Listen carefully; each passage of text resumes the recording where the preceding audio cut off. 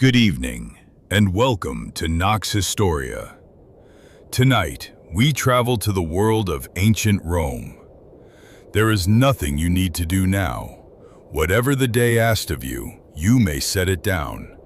The messages, the small worries, the list of tomorrow's tasks.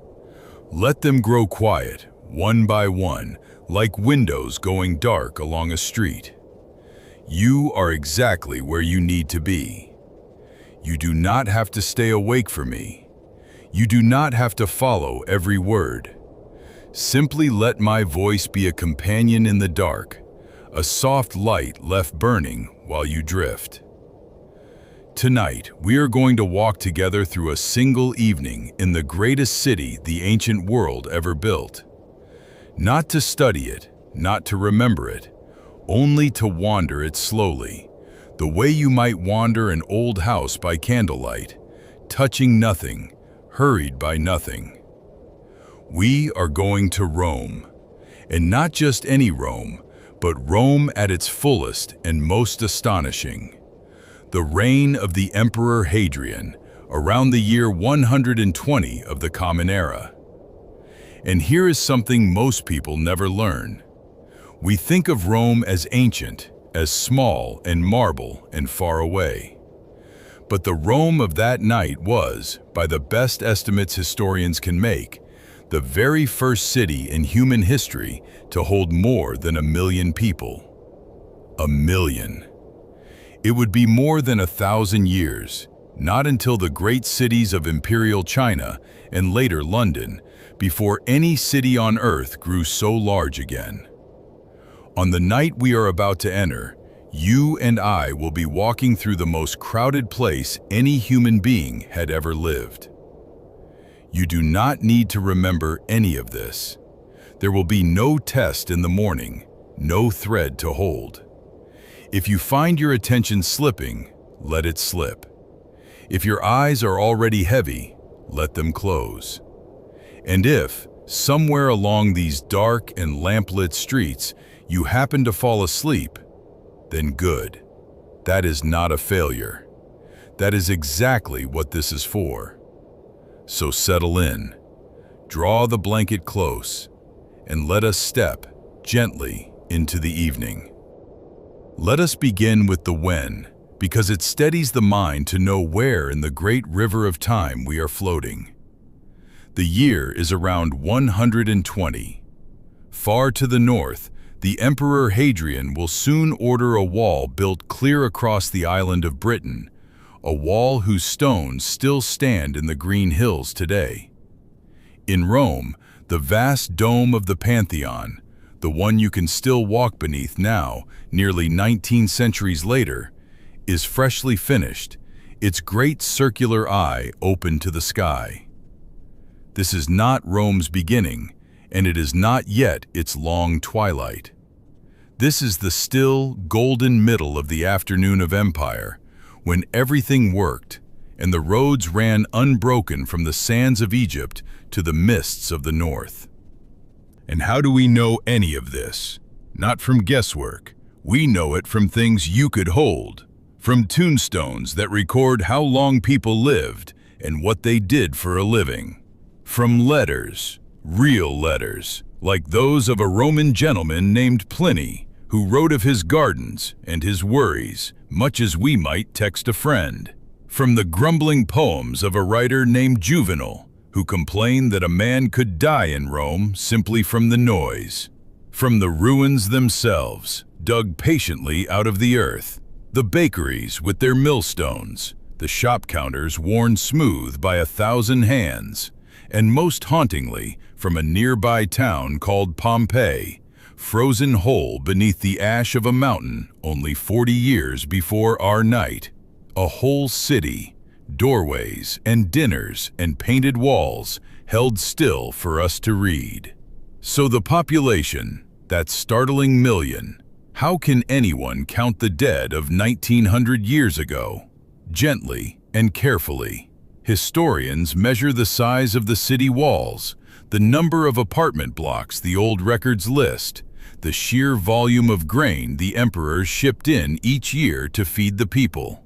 The free bread alone was handed out to perhaps 200,000 men, and each of those men had a family. Add it all together, and the arithmetic keeps arriving at the same quiet, staggering answer. More than 1 million souls, breathing in the dark, under the same evening we are about to share. And there is something to sit with, gently, in that number. 1 million people needed to be fed every single day, and Rome could not feed them from its own fields.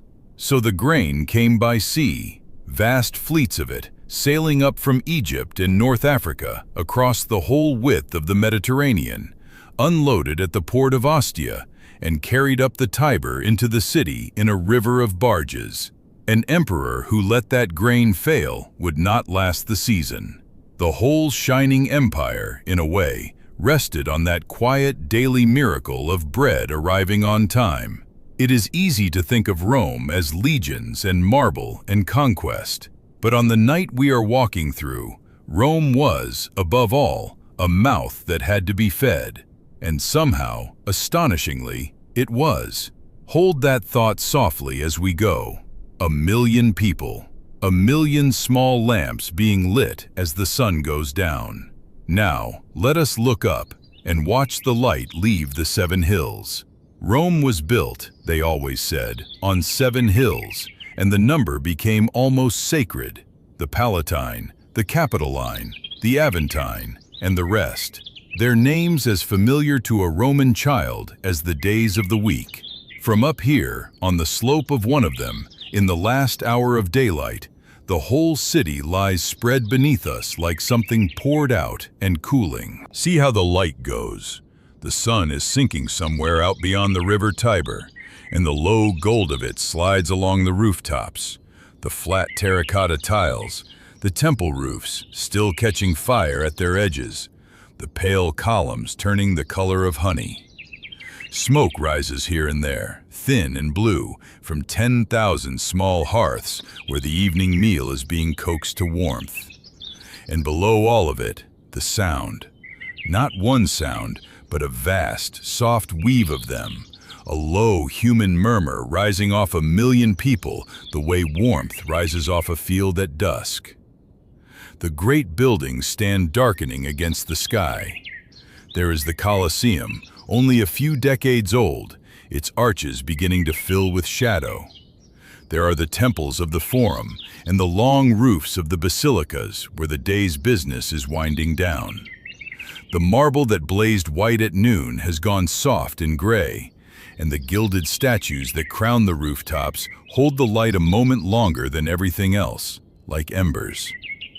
Somewhere below, a bell sounds faintly at the public baths, the last bathers being gently sent home, and somewhere else, a temple's evening rites are drawing to their close. And it is worth remembering that a great many of these words for the things we are watching came down to us intact. The very hills keep their names. The word for the city itself, Roma, still names it now. When you look at this darkening view, you are not looking at a lost world so much as at the deep foundation of our own, the streets beneath our streets. And as you watch, the color drains gently westward, and a coolness comes up out of the stone streets, and the swallows that wheeled all day above the rooftops begin, at last, to settle. The evening is arriving. Let us go down into it. Here is a strange and lovely thing about a Roman evening, a thing you would never guess, and it upends what most of us imagine. We picture the ancient city bustling in daylight and falling silent at dusk. But in Rome it was, in one important way, the other way around. For the streets of Rome by day were so hopelessly, dangerously packed with people on foot that a law, an old law, going back to the dictator Julius Caesar himself, had banned nearly all wheeled carts and wagons from the city during daylight hours. No delivery carts, no heavy wagons, none of it, from sunrise until the 10th hour, near the end of the working day. Rome by day belonged to feet. And so this is the paradox, and it is a beautiful one. All the great heavy work of feeding and supplying a city of 1 million people, the wagons of grain, the barrels of wine and oil, the building stone, the timber, everything the daylight forbade, all of it had to move at night.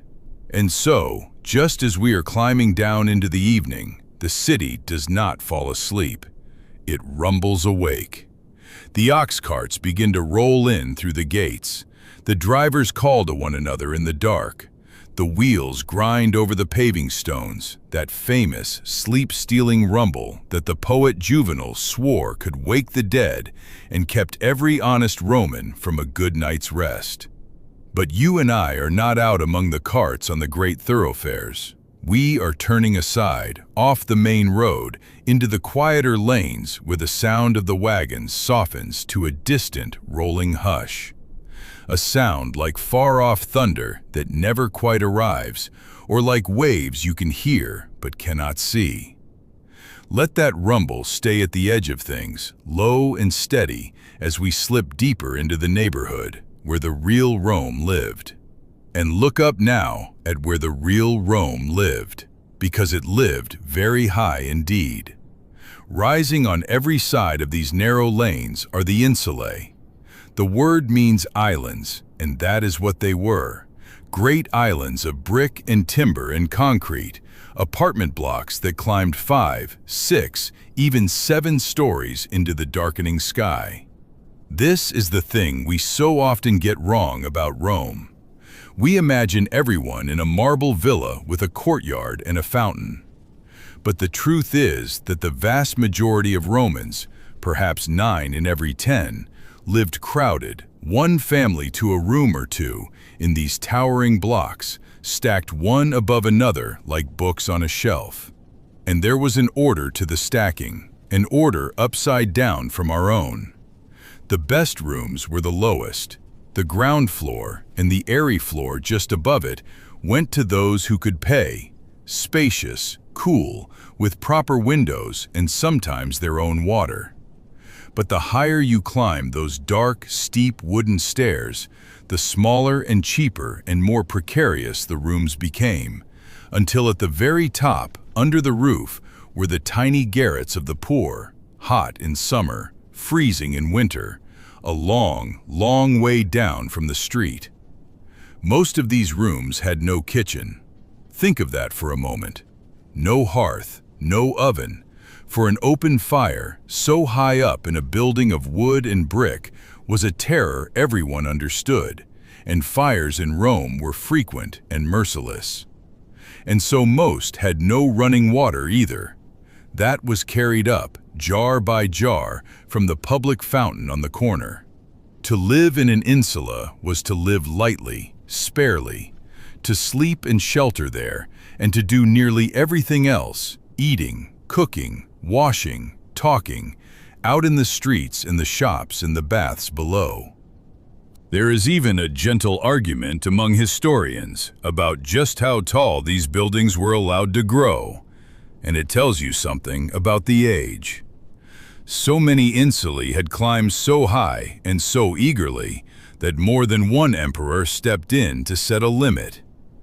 The Emperor Augustus is said to have capped their height along the public streets at around 70 Roman feet, roughly 20 meters, and Trajan, only a little before our night, is said to have brought it lower still, to about 60. A law to stop buildings falling on people's heads, proof, if we needed it, of just how crowded and vertical and human this place had become. These were the world's first great apartment towers, and they came, as such things do, with the world's first building codes. So the buildings lean close above us in the gathering dark, their small windows beginning to glow, one here, one there, as the lamps are lit within. And through those open windows drift the ordinary sounds of a Roman evening. A baby crying somewhere high up, a woman singing, the clink of a cup, 2 neighbors laughing across a narrow gap, 1 million people coming home. Let us walk on beneath their lighted windows. And if most Romans had no kitchen, then where, you might wonder, did all these people eat? The answer is glowing warmly just ahead of us, on nearly every corner. They are called thermopolia, the hot food counters of Rome. Picture a shop open to the street, its front a broad stone counter, and set into that counter great round earthenware jars sunk deep into the masonry, kept warm from below. Inside them, stews and lentils and chickpeas, spiced wine kept hot, perhaps bread and cheese and olives set out beside. You could stand at the counter or perch on a stool and eat your evening meal for a few small coins, elbow to elbow with your neighbors, the way a whole city without kitchens had to eat. In Pompeii alone, buried and preserved, archaeologists have found nearly 150 of these counters, their painted walls and colored marble tops still bright, so we know exactly what they looked like, down to the residue still clinging inside the jars. See how the light spills out of them onto the paving stones. In a city where the night came down heavy and dark, these warm little counters were like harbors, pools of lamplight and steam and the smell of hot food, where a tired laborer could set down his day. There is a low hum of talk, the scrape of a ladle, someone calling for more wine. It is not fine dining. It is something better. It is warmth shared at the end of a long day. And notice, the counter, the ready hot food, the coins passed across the stone, the strangers eating side by side. This is the ancestor of every corner cafe and every late-night counter we know. The Romans did not invent hunger, but they may well have invented the idea of the city that feeds you as you pass through it. 19 centuries later, we are still leaning on their counters. But it is late now, and one by one, the shops are closing. All along the street, the shopkeepers are pulling their shutters across, wooden boards that slid into grooves in the stone, sealing the open fronts for the night. You can still see those grooves worn into the thresholds of Pompeii today, the very marks where a shopkeeper, 19 centuries ago, slid his shutter home and turned toward his own supper. The baker banks his oven. The wine seller wipes his counter. The last of the steam curls up from the emptying jars.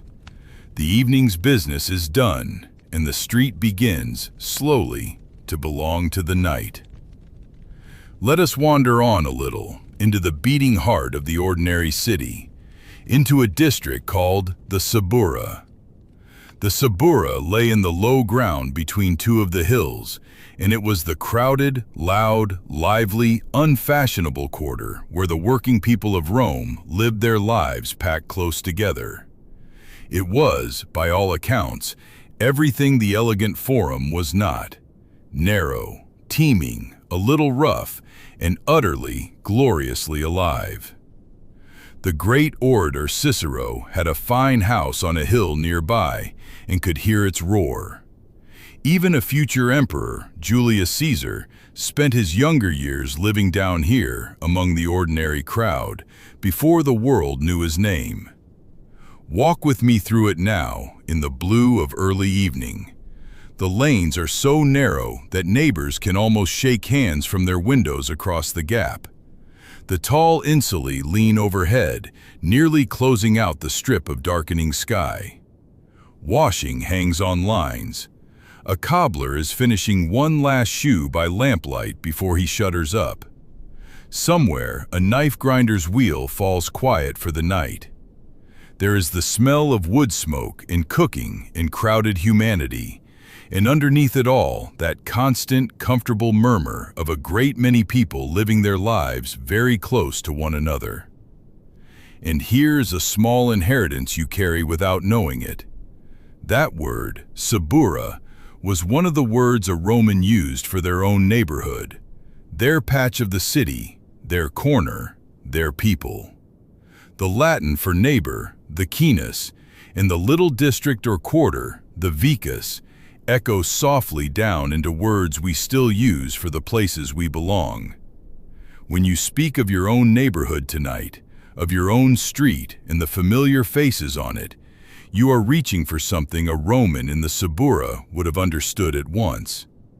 There is nothing frightening here tonight, only life, worn smooth and familiar like a well-used tool. Children are being called in from the alleys. An old man sits in a doorway watching the light fade. Two friends part at a corner with a word and a laugh, going their separate ways home. This was Rome for most Romans, not marble and glory, but this, the warm, close, ordinary evening of a working neighborhood, settling gently towards sleep. And now, as we walk, notice how deep the darkness has become. For here is a thing our own bright-lit age can barely imagine. How truly, profoundly dark the ancient night was. There were no street lamps in Rome. None. When the sun went down and the last shop shutter slid home, the streets fell into a blackness we would find almost total. On a moonless night, away from the doorways, a man could not see his own hand before his face. The wealthy, when they went out after dark, did not walk alone. They went with a slave carrying a lamp or a torch before them, a small moving pool of light in an ocean of black.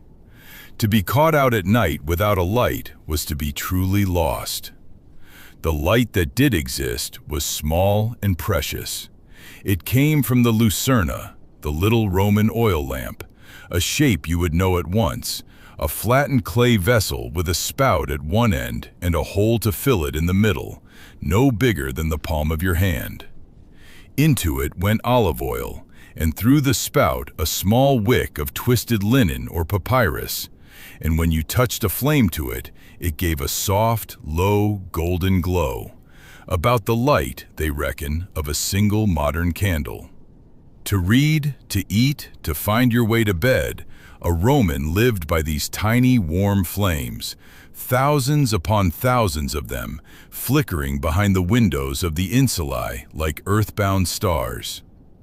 And so as full night comes down over the Subura, watch what happens.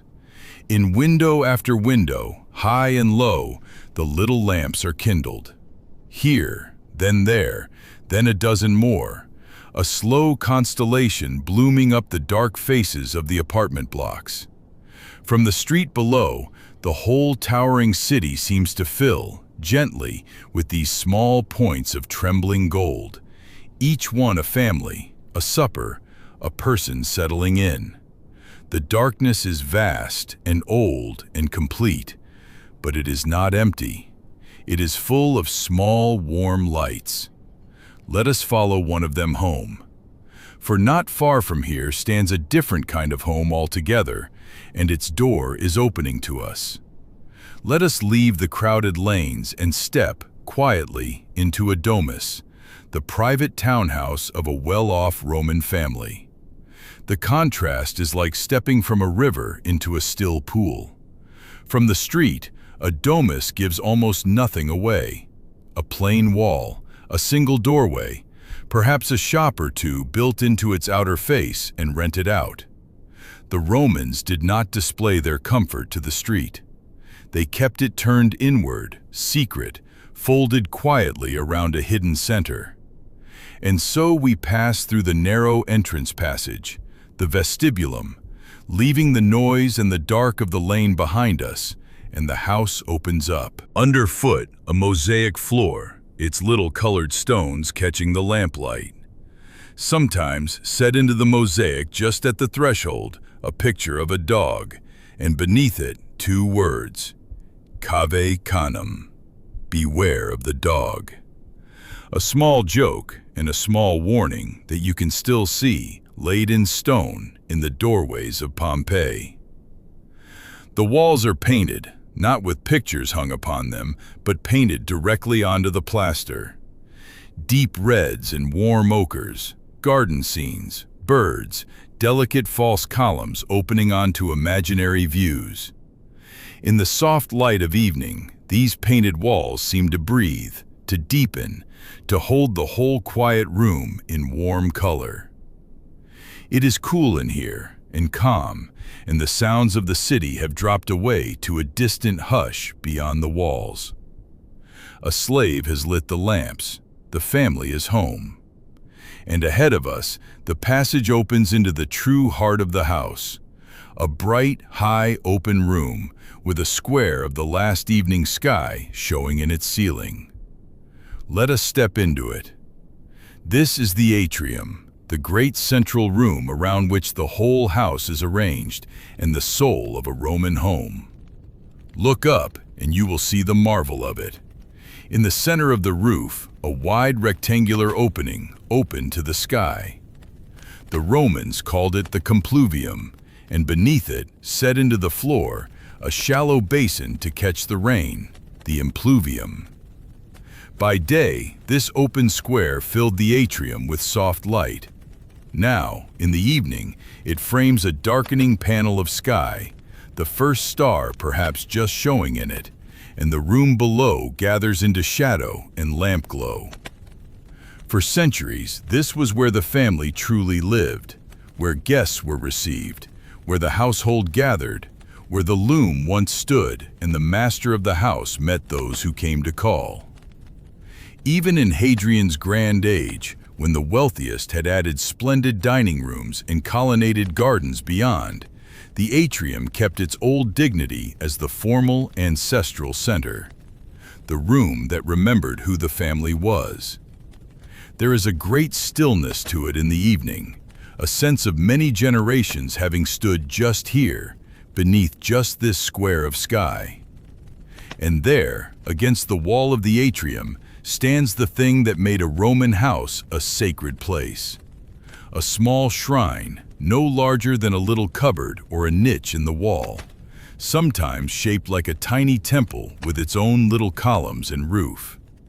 This is the lararium. And to understand it is to understand something tender and true about how these people moved through their ordinary days. For the Romans lived alongside their household gods, not in some distant temple only, but here, at home, every single day. Within the lararium stood small figures, the lares, the guardian spirits of the household and the family, and the penades, who watched over the storeroom and the food that kept the family alive, and often the genius, the guiding spirit of the head of the house himself. They were painted or cast in little bronze or clay figures, and they were treated not as grand deities, but almost as beloved members of the family, quietly present at the edge of every room. Each day, the family would pause before this small shrine. They would offer little things, a few grains, a cake, a splash of wine, a garland of flowers laid before the figures, a wisp of incense sent up into the lamplit air. On the great days of the family, a birth, a coming of age, a marriage, the lararium was honored first of all. It asked for nothing grand. It was simply the daily habit of a family pausing, together, to give thanks for the roof over their heads and the food on their table, and the people gathered safely within these walls for one more night. And so picture them now, at the close of this long evening, gathered for just a moment before the little shrine. The lamps are lit. The city murmurs far away beyond the painted walls. A pinch of incense drifts upward through the open square of night sky, past the first faint stars, out over the vast dark city of 1,000,000 souls. The day's work is finished. The shutters are drawn. The family stands together in the warm and flickering light, and the long Roman night has only just begun. Let us leave the atrium now and follow the soft glow of a single lamp toward the back of the house, where the fire has been kept alive all day. This is the kitchen, the coulina, and it is a smaller, plainer room than you might expect in so fine a home. There is no great chimney here, no roaring open hearth like the ones we imagine. Instead, there is a low platform of brick and stone, waist-high, and upon it a bed of charcoal glowing quietly under a fine gray ash. Roman cooks did not blaze, they smoldered. They banked their embers and set bronze pots and pans upon little iron trivets, coaxing the heat with a fan of feathers or a gentle breath. See how the smoke drifts up and finds its way out through a small opening, or simply hangs and darkens the ceiling over the years. The walls are lined with shelves, and on them sit the tools of the kitchen. Strainers pierced in careful patterns, ladles, molds, a heavy stone mortar worn smooth in its bowl from years of grinding. We know these rooms so intimately because we have walked into them, frozen in time, at Pompeii and at Herculaneum, where the ash of Vesuvius sealed whole kitchens with the pots still standing on the coals. Archaeologists have lifted the lids and found the very last meal, mid-preparation. A cook and a kitchen servant move here in the low light, unhurried, their faces warm in the ember glow.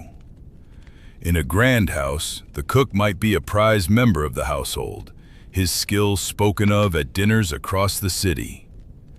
But most Romans, remember, had no kitchen of their own at all. Up in the tall apartment blocks, the fire risk was too great, and so the smell of this charcoal and simmering broth is itself a quiet mark of comfort, of a family with room and means. Let the warmth of it settle over you. The meal is nearly ready. Now let us follow the servant carrying the first dishes out of the kitchen and into the finest room of the house. This is the triclinium, the dining room, and its very name tells you how the Romans ate. Triclinium, 3 couches. See how they are arranged. 3 broad, low couches set around 3 sides of a small table in the shape of a horseshoe, leaving the 4th side open for the servants to come and go. And here is the thing that most surprises us, and the thing worth settling into gently tonight.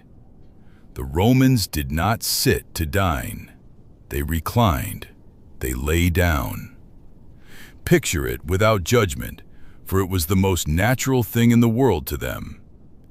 Each guest leans upon the left elbow, propped on a bolster and cushions, the body stretched at ease along the couch, the right hand free to reach for the food.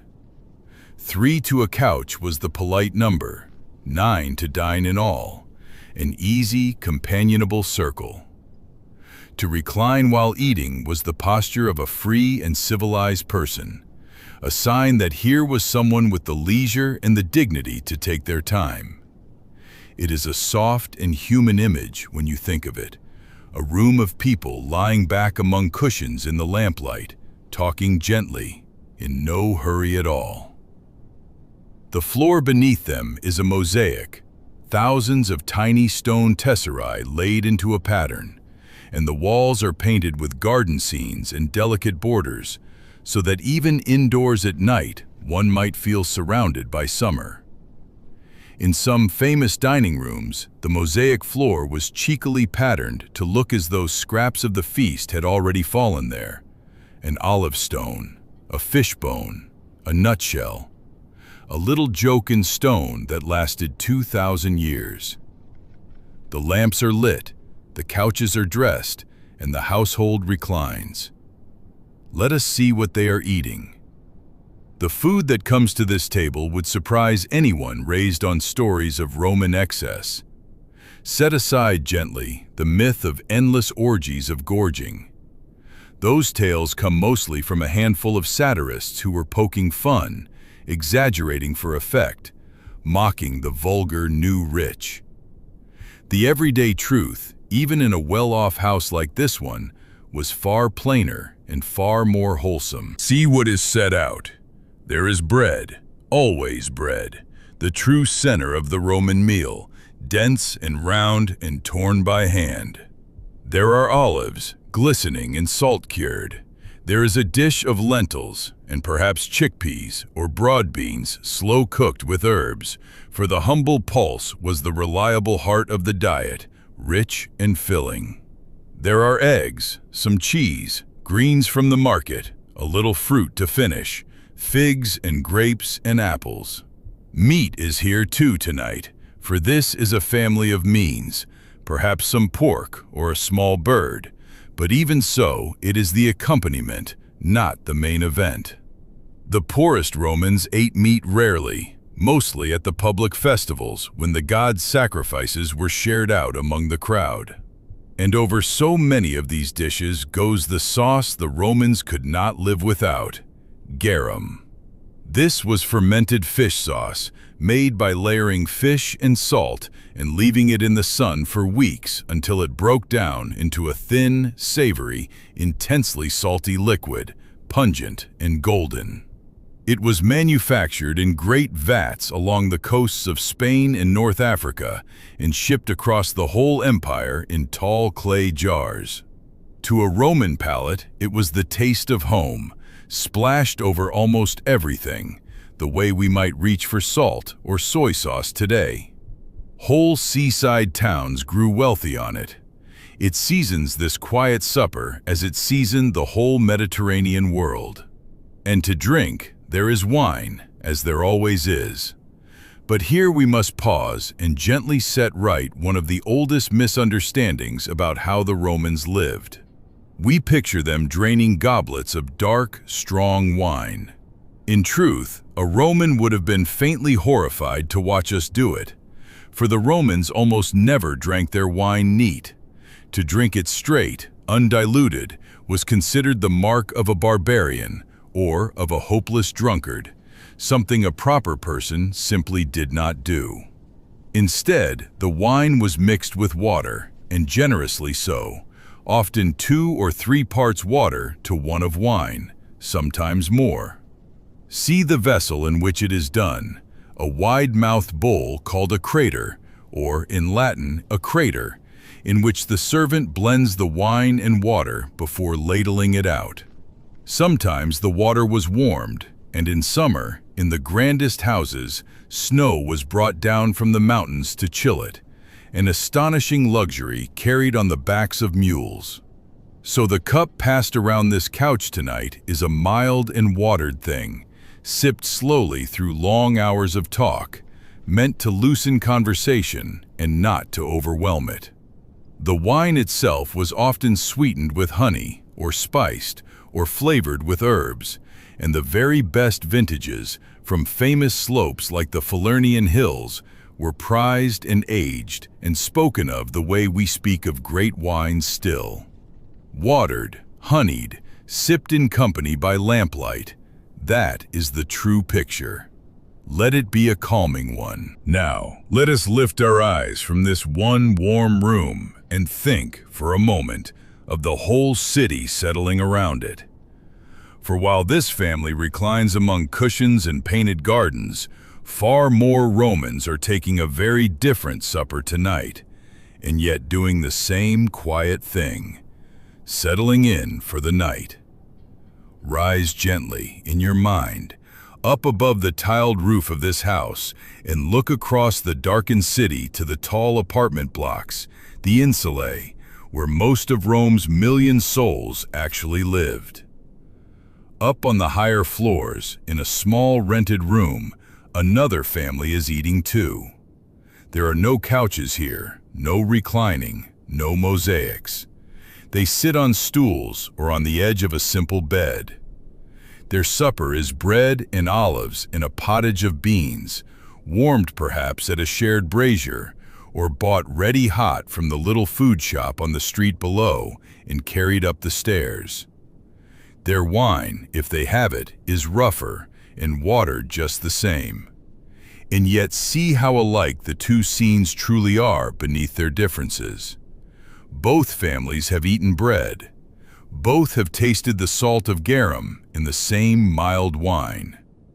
Both are tired from the long day, and both are drawing in now toward rest, the lamp turned low, voices dropping, the city's noise softening beyond the shutters. The rich house and the plain high room are 2 windows in the same great darkening wall, and behind each one, a family is doing exactly what families have always done at the end of a day. There is something deeply peaceful in that thought, that across all that distance of wealth, the night gathers everyone in the same way. Let us rest a while longer in this comfortable house, and let its people remember, drowsily, the great pleasure of their day, the one that half the city has enjoyed this afternoon, the baths. For the baths, the thermae, were the beating social heart of Roman life, and almost everyone went, rich and poor alike, nearly every day. Picture the vast bathing halls this family visited only hours ago, before the light failed. You did not go merely to wash. You went to meet friends, to hear the news and the gossip, to do a little business, to exercise, to be oiled and scraped and steamed, and to soak in the company of half your neighborhood.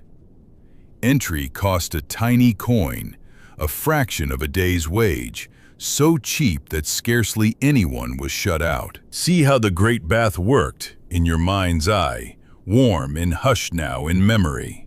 A bather passed through a sequence of rooms, each a different temperature. First the changing room, then perhaps some exercise in the courtyard. Then into the tepidarium, the warm room, to let the body ease.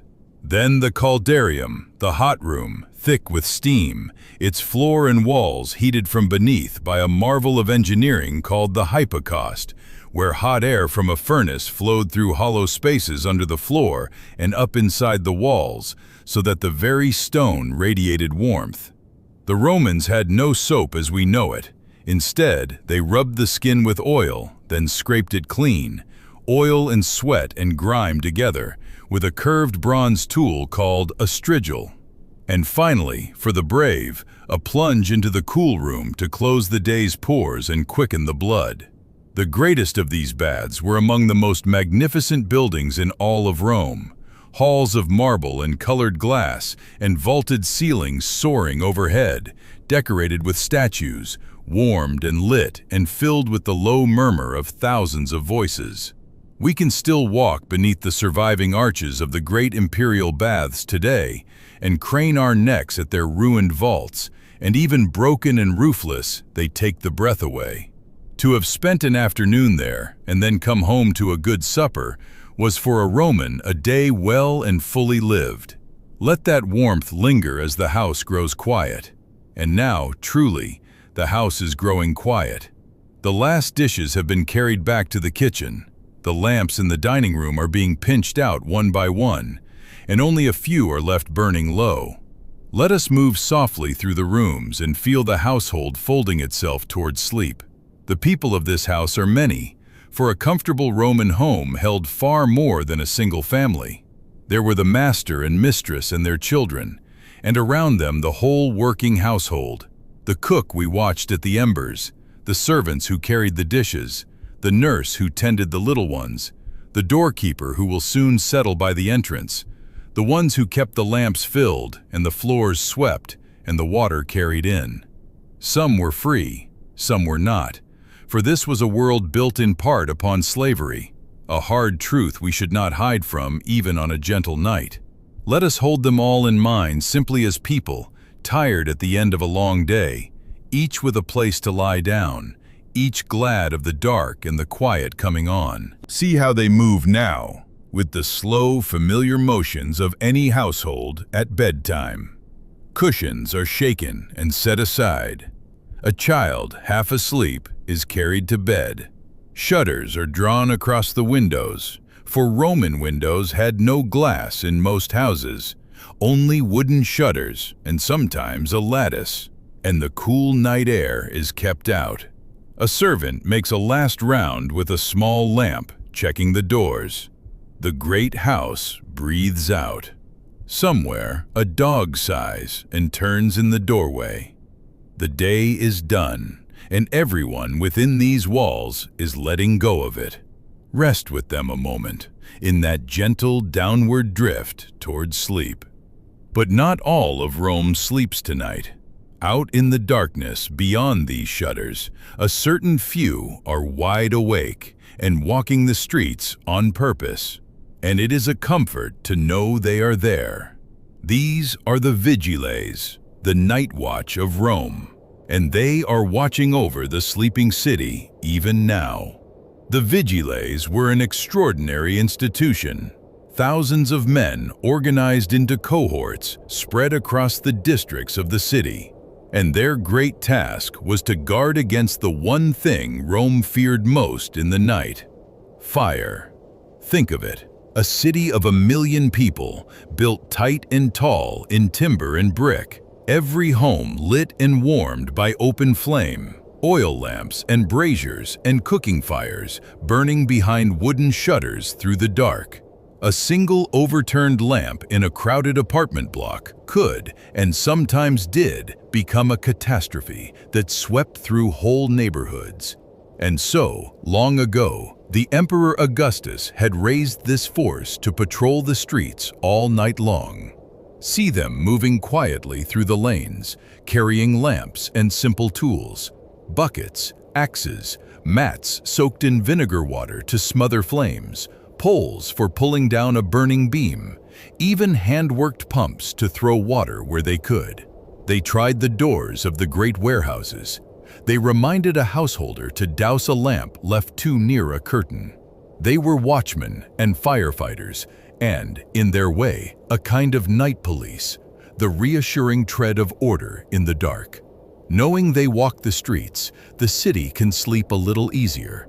Let it ease you too, the thought of watchful, kindly figures pacing softly through the night while everyone else lies down.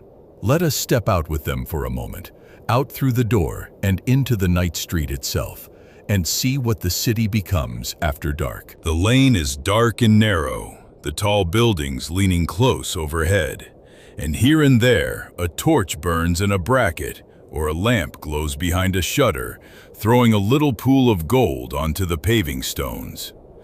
But listen, and you will hear a sound you did not hear by day: the deep, patient rumble of wheels. For here is a curious fact about Roman nights. By imperial decree, heavy-wheeled carts were forbidden in the streets of the city during the daytime, so that the crowded lanes could belong to people on foot. And so all the great work of provisioning the city, the wagons of grain and stone and timber and wine, was done at night. The Rome we are lying awake in is being fed and supplied in the dark, quietly, while it sleeps. But for an ordinary person, the night streets were no place to wander. There were no streetlights as we know them. The dark was real and thick, and a Roman going out at night brought their own light, and, if they were wise, a servant or a friend along. Most simply did not go. When the sun went down and the shops put up their shutters, the sensible Romans stayed home behind a bolted door, dined, talked, and went to bed. Night belonged to the wagons, the watchmen, and the stars. See the torchlight flicker on the wet stones, hear the slow wheels fade around a corner, and feel how good it is to be indoors and safe, with the whole restless city shut outside your door. Let our last steps in the open air tonight bring us to one more place, glowing softly in the dark: a temple, its columns catching the light of lamps left burning through the night. For the gods were everywhere in Roman life, woven into every hour of it, and we have already seen it in this very house, at the little shrine of the household spirits by the atrium, the lararium, where the family offered a few grains of incense and a splash of wine each day to the guardians of their home. Religion for the Romans was not something set apart for one holy day. It was a constant, practical companionship with the divine. There were gods for the doorway and the hearth, gods for the fields and the storeroom, great gods for the state, and countless small ones for the ordinary turnings of a life. See the temple now on its high-stepped platform, its tall columns rising into the dark, a lamp burning before the image within. By day, its steps would have thronged with people, and before it, in the open air, stood the altar where the real business of Roman worship was done, not inside but out under the sky, with prayers spoken in careful, exact words and offerings of incense, grain, wine, and cake. The Romans believed that if the proper rites were performed faithfully, the gods would keep their side of the ancient bargain and hold the city safe. Tonight, the temple stands quiet, its lamp a small, steady flame in the vast night, keeping its silent watch alongside the vigilies below. And how do we know all this, you might wonder, drifting as you are towards sleep? We know it because the Romans wrote it down in letters and poems and calendars and laws, and because they carved it in stone on 10,000 altars and tombs, and because they left it standing. We can walk into their temples still, run our hands over the same columns, read the same dedications, stand where they stood and looked up at the same night sky. The lamp burning in that temple has long gone out, but the stone remembers, and through it, so do we.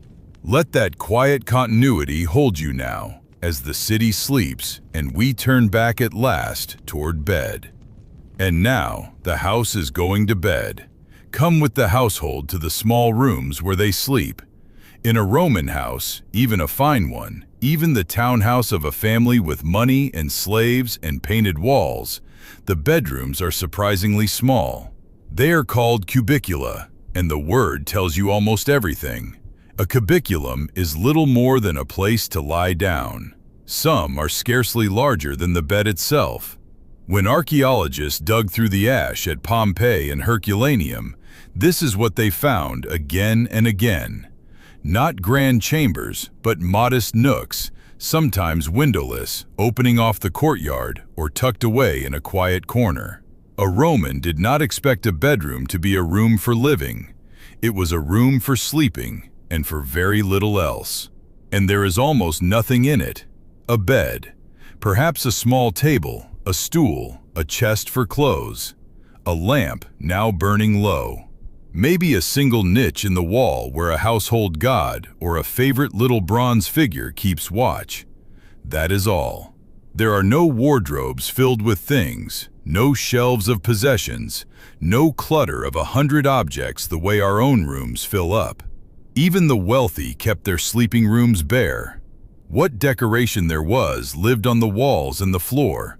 A painted panel, a border of red and black, a pattern in the mosaic underfoot.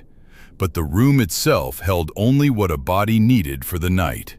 Notice how early it has all happened. There is no glow of screens here, no reason to stay awake once the light is gone. The Roman day was ruled by the sun, and when the sun went down, the useful part of the evening was already spent. A supper, a little talk, a lamp for a while, and then bed. Working people, most of Rome, lay down not long after dark because they would rise again with the first gray light to be at their labor. So the whole city drifts towards sleep far earlier than we do, and you may let yourself drift with it. There is nowhere to be. The lamp is low, the bed is waiting. Settle now onto the bed itself, and let me tell you how a Roman slept. The bed, the lectus, is a simple thing. A wooden frame, sometimes plain, sometimes turned and carved and inlaid with bone or bronze if the family could afford it, standing on 4 legs, often higher off the floor than our own beds, so that in the grander houses a small step or stool was needed to climb up. Across the frame, a webbing of leather straps or woven cord was stretched, and on that lay the mattress, stuffed, depending on your means, with straw, or with reeds, or with wool, and for the truly comfortable, with soft feathers. Over that went the linens and a coverlet, and in winter as many woolen blankets as the cold demanded. There were bolsters and cushions for the head. It is not so very different when you lie back into it from the beds we know. People have always wanted the same simple thing at the end of a day. Something soft, something warm, something that holds the weight of a tired body and lets it go. Here is a gentle thing worth knowing, and there is real evidence for it. For most of human history, before cheap, bright light, people did not always sleep the way we try to. One long, unbroken block from bedtime to morning. The night was longer than that. And so it was common to sleep in two portions. A first sleep, deep and heavy, beginning soon after dark. Then a natural waking in the small hours. An hour or so of quiet wakefulness in the middle of the night, lying peacefully, praying, thinking, murmuring to the person beside you, tending the fire. And then a second sleep, carrying you the rest of the way to dawn. Historians have found this pattern written into old texts across many centuries. So if you yourself sometimes wake in the deep of the night, do not be troubled by it. You are keeping a very old human rhythm. The Romans knew that middle of the night waking too, and thought nothing of it, and simply turned over into the second sleep. You may do the same. For now, let the body grow heavy. There is no clock demanding anything of you. The Roman in the next room has closed his eyes. The house has gone quiet around you. Let it be quiet inside you too. Beneath the sleeping city, something never sleeps. Listen, very faintly, at the edge of hearing, almost more a feeling than a sound, to the water. All night long, without pause, water is moving into Rome. It comes from the hills and the springs far out in the countryside, carried across the land in the great channels the Romans built for exactly this, running slightly, steadily downhill, mile upon patient mile, until it reaches the city and feeds it. By this height of the empire, there were many such aqueducts serving Rome, some of their arches so grand that people still walk in their shadow today, nearly 2,000 years on. They delivered a quantity of water to the city that would not be matched again in Europe for well over 1,000 years.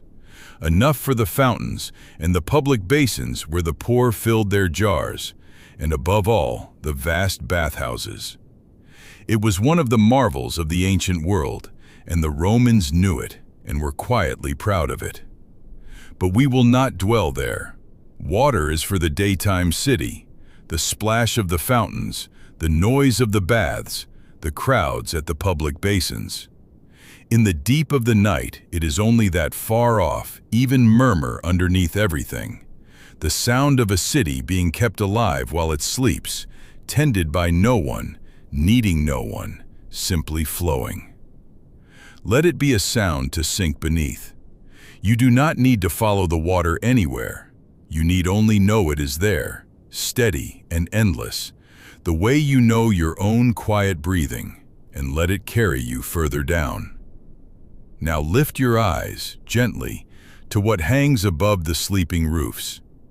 The stars over Rome are bright, far brighter than we ever see them now, for there is almost no light below to drown them out. Only the last lamps, guttering out one by one, and the thin scatter of the vigil's torches on their rounds. Above all of it, the whole sky wheels slowly, exactly as it has always done, and a Roman lying awake in the small hours would have known those stars far better than most of us do. He could read the season in them and the hour of the night. For the Romans told time in a way that sounds strange to us, and it is worth understanding, because it changes how you picture their whole day. They divided the daylight into 12 hours and the night into 12 hours, but not our fixed, equal hours. Their hours stretched and shrank with the seasons. In high summer, when the sun was up for a long time, each of the 12 daylight hours was long, and each of the 12 night hours was short. In deep winter it reversed, short daylight hours, long stretched-out hours of night.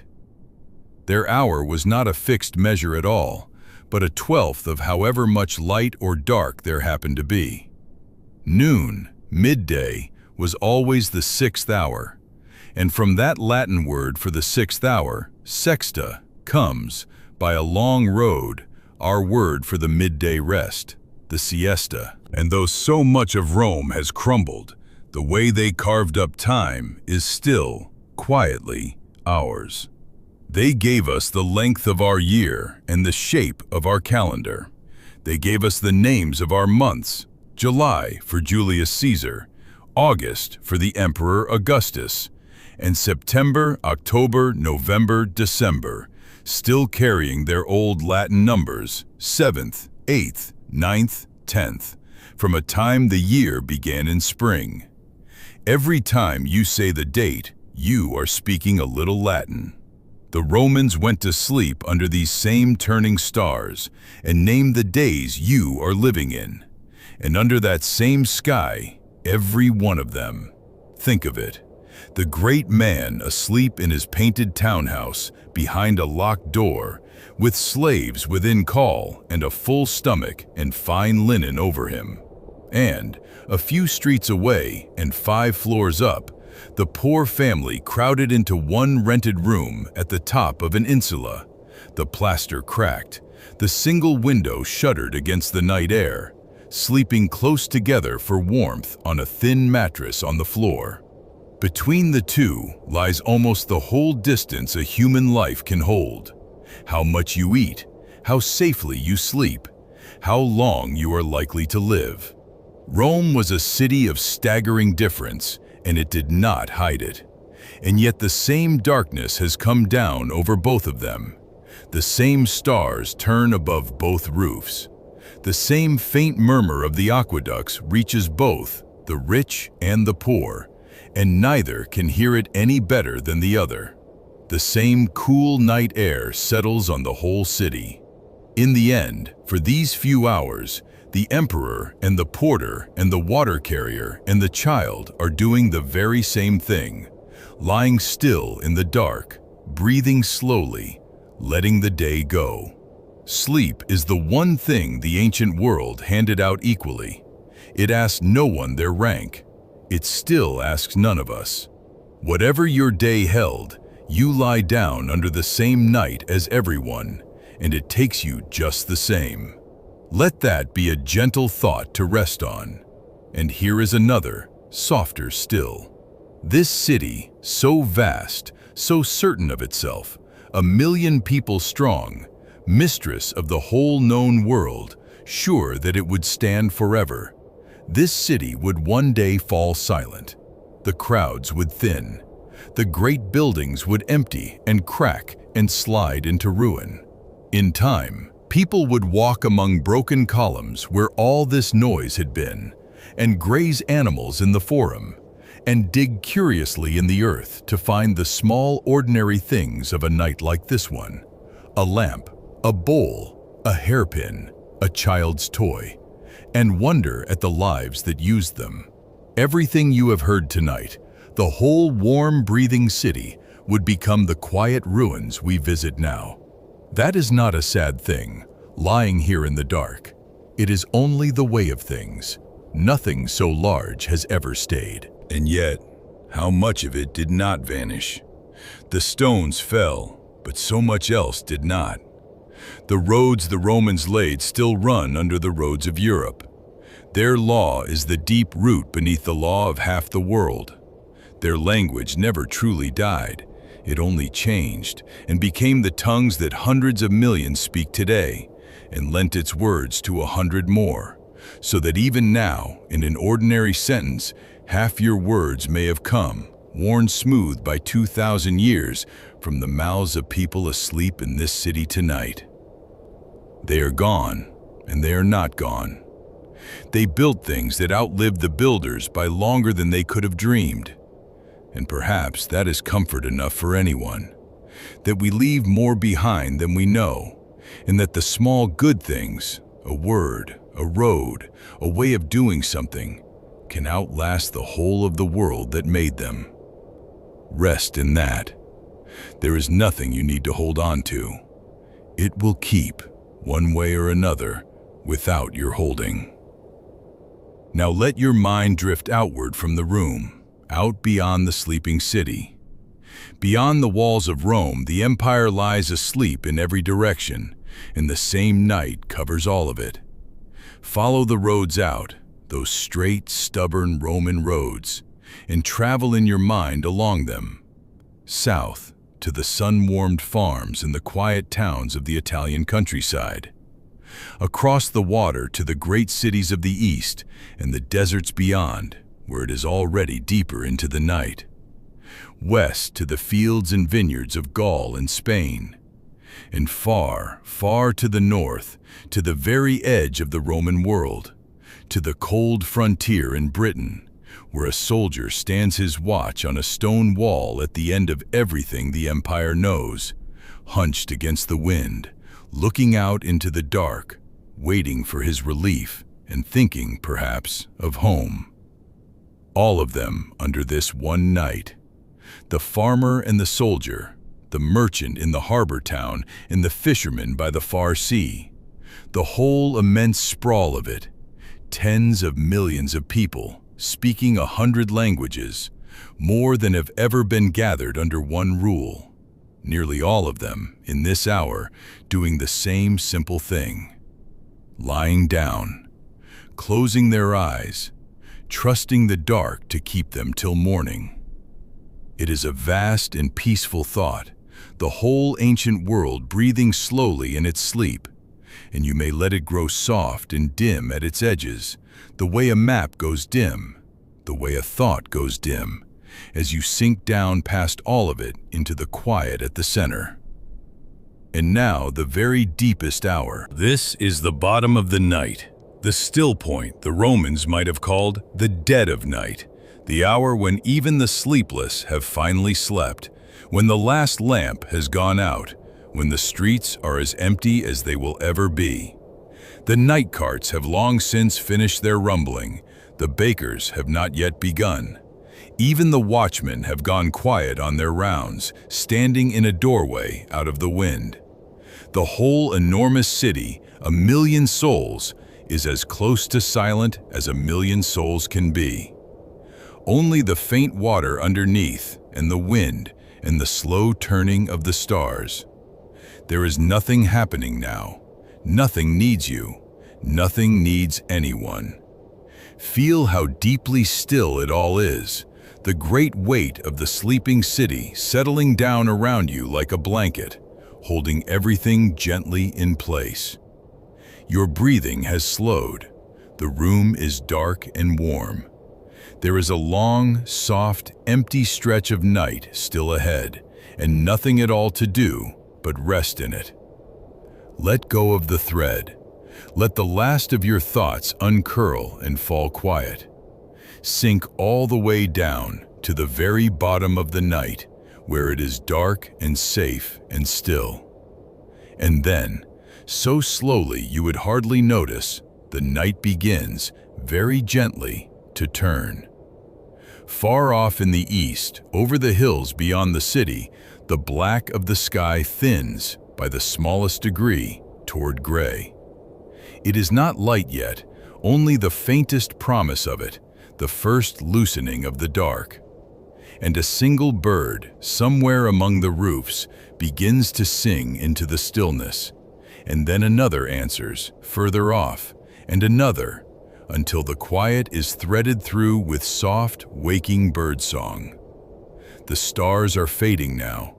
The last of the vigiles are coming to the end of their watch, weary, glad, thinking of their beds. And out along the streets the lamplighters' work, such as it was, is over. The flames long dead, the wicks cold, the city ready to light itself again with the returning sun. Somewhere a shutter creaks. A baker, first of all Rome, stirs the embers back to life, and the smell of the day's first bread will soon be on the air. The water carriers will rise. The great machine of the city will begin, slowly, to turn over and wake. But not yet. For now it is still that tender, in-between hour, neither night nor day, when the world holds its breath before beginning again. The birds singing, the sky graying, Everyone's still gently asleep in the last, sweetest depth of rest before morning. And you do not have to wake for it. You have traveled all the long night through this ancient city, from the lighting of the lamps to the first birds of dawn, and now the journey is done, and you may simply stay here, in the warm and the dark, and rest. The people of Rome are sleeping now, the great and the poor, the near and the far, all across the sleeping empire, as you, perhaps, are sleeping now. The stars are turning above the quiet roofs. The water flows on, unhurried and unheard. And the first gray light is on its slow way. But it is a long way off yet, and there is nothing at all that you must do to meet it. So let go of the last of it. Let go of the streets and the crowds, the lamps and the temples, the great city and its million lives. Let go of the day behind you and the day ahead. Let it all grow soft and dim and far away, like a city seen at night from a great height, its lights going out one by one. Sleep well, and when you are ready to travel again, Nox Historia will be waiting.